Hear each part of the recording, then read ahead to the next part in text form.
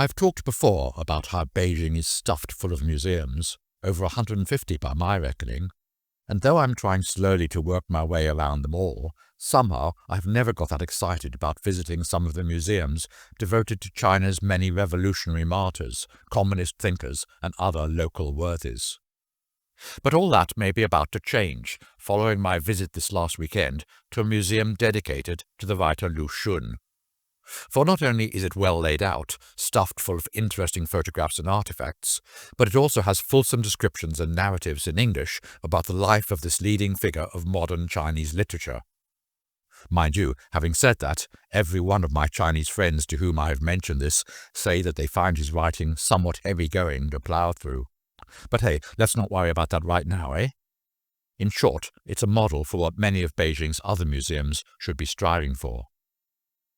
Lu Xun was a pen name of Zhou Shiren, a novelist, editor, translator, literary critic, essayist, and poet. He chose his pseudonym when his fiction was first published in 1918.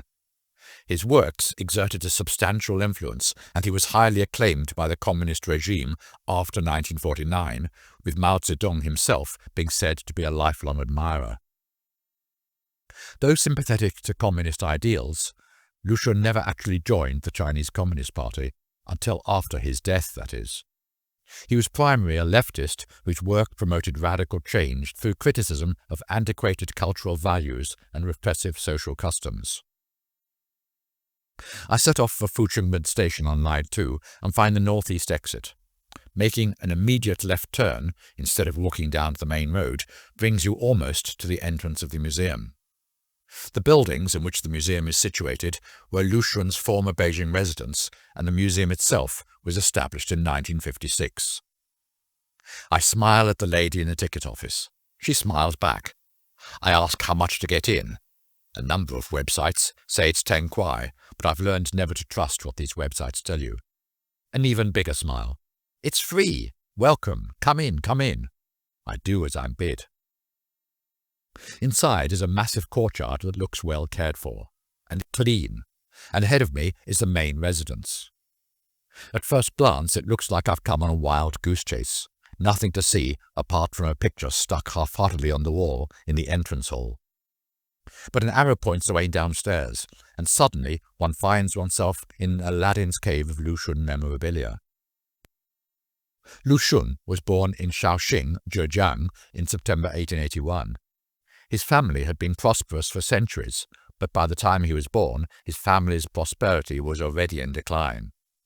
His father, Zhou Boyi, had been successful at passing the lowest county-level imperial examinations, the route to wealth and social success in imperial China. But in 1893, he was discovered attempting to bribe an examination official to get through the next round. Lu Xun's grandfather was arrested and sentenced to beheading for his son's crime. A strange kind of justice they administered in those days. Every year the family had to send money to the Ministry of Punishment to ensure that the grandfather's sentence would be commuted for another 12 months. And it's said that this overt corruption influenced Lu Xun's contempt for the traditional system of government. Although Grandpa was released 8 years later, Daddy Zhou engaged in heavy drinking and opium use and finally died of an asthma attack in 1896. As a result, the Yan Lu's family was living in straitened circumstances. But the previous year, aged 12 years, Lu Xun had begun his study of the Confucian classics at a private schoolhouse known as the Three Flavors Studio, which they just happened to have a photograph of. In 1892, Lu Xun left Shaoxing for Nanjing to begin a study of modern engineering and science. And after a short spell at the Jiangnan Naval Academy, he finally entered the School of Mines and Railroads, where he got free tuition thanks to a scholarship, as opposed to the official museum version, which tells us that he entered the School of Mines and Railroads free of tuition, which rather begs the question of why he would bother going there in the first place, I think. This all happened in the wake of China's defeat by Japan in 1894-5 and the suppression by the conservative Empress Dowager of the 100 Days Reform backed by the young Guangxu Emperor. This further heightened Lu's concern for China's fate in a world of competing imperial powers. The school was Lu's first exposure to Western literature, philosophy, history, and science, and he studied English and German. He did pretty well at the school, and after graduating, he planned to become a Western doctor. In 1902, he travelled to Japan on a Qing government scholarship to study Japanese and medical science for 7 years. He first had to attend the Kobun Institute, a preparatory language school for Chinese students attending Japanese universities. While there, he became a supporter of the Chinese revolutionaries who also gathered in Japan. In 1903, he began to write articles for radical magazines edited by Chinese students in Japan. After encouragement from a classmate, he even cut off his queue, which all Han Chinese were legally forced to wear in China. But it's said he had an ambiguous attitude towards Chinese revolutionary politics during this period. In 1904, Lu began studying at the Sendai Medical Academy, now the medical school of Tohoku University in northern Honshu, but remained there for less than 2 years. He generally found his studies at the school tedious and difficult, partially due to his imperfect Japanese. While Lu Xun was attending medical school, the Russo-Japanese War of 1904-5 broke out. It became common for lecturers to show slides of pictures from the war to their students after their classes had ended. After one of his biology classes, Lu was shown a scene in which a Japanese soldier was about to behead a Chinese man who had allegedly spied for the Russians, surrounded by Chinese who looked somewhat apathetic. In his preface to his first collection of short stories, Lu explained how viewing the scene influenced him to quit studying Western medicine and instead to become a literary physician to what he perceived to be China's spiritual problems. In June 1906, Lu's mother feigned illness as a pretext to ask Lu to return home, where she then forced him to take part in an arranged marriage she had agreed to several years before. Pah, mothers, who needs them? Lu Xun married the girl, Juan, but never had a romantic relationship with her. Well, can you blame him? Fancy waking up to see that face on the pillow beside you every morning. Scary. Although he took care of her material needs for the rest of his life, 4 days after the ceremony, Lu sailed back to Japan with his younger brother Zhou Rin and left her behind. Lu Xun returned to Tokyo in 1906 and decided to devote himself to education and literature rather than medicine. But in 1909 he had to return to China because of financial problems in his home. What's the betting his wife was getting her own back on him for deserting her?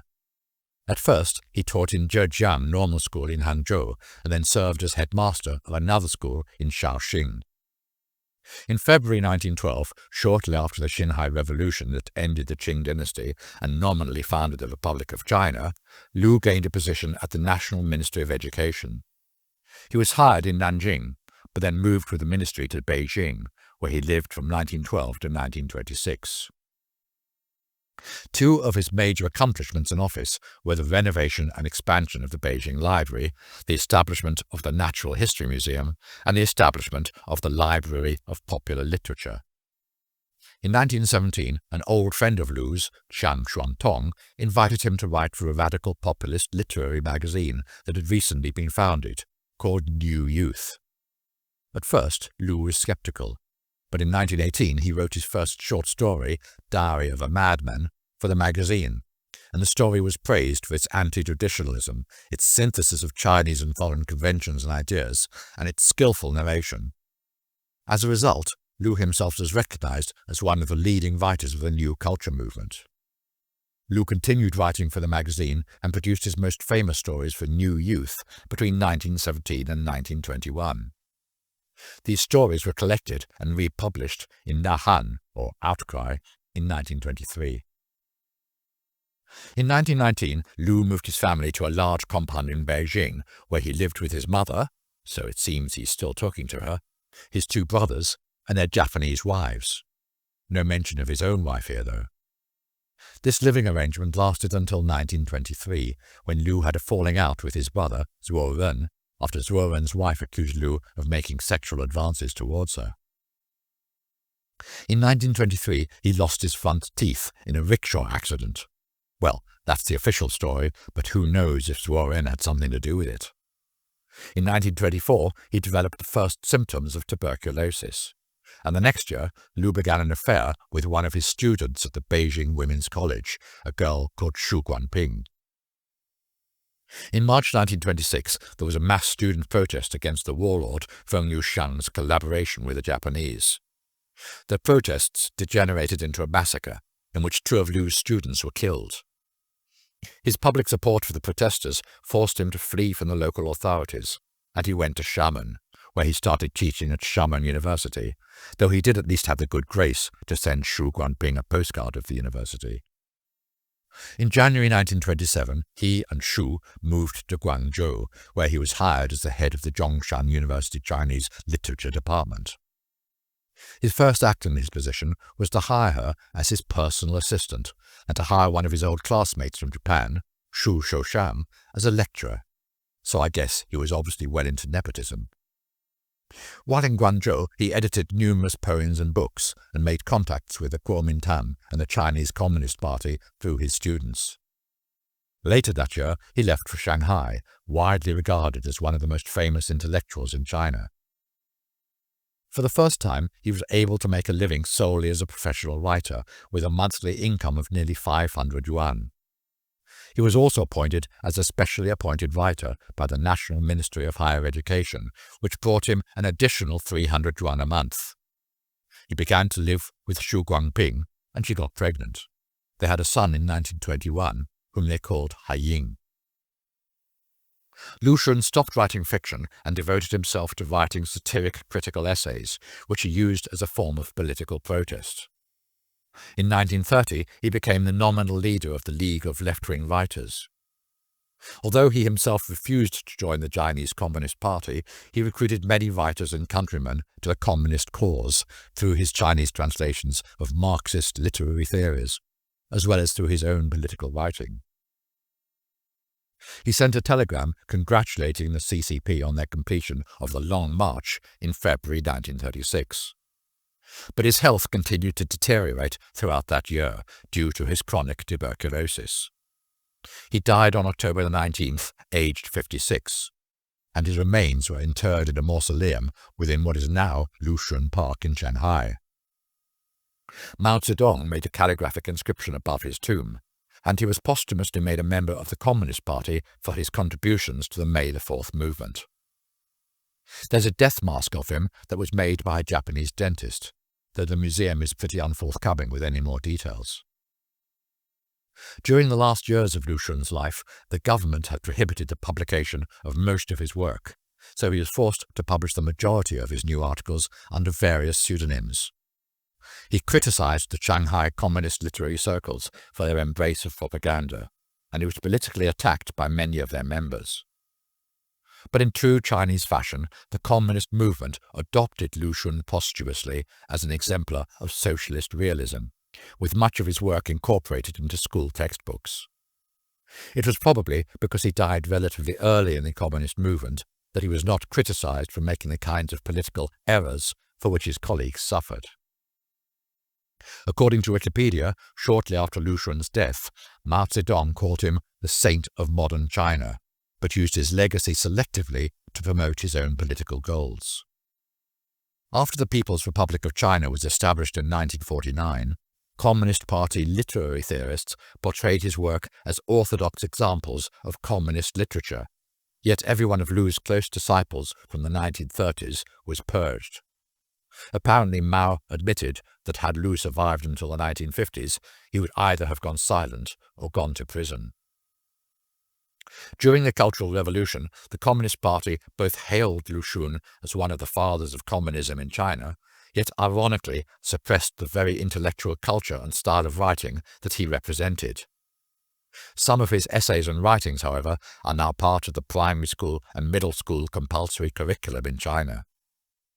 In 1956, Premier Zhou Enlai attended the memorial conference of the 20th anniversary of his death.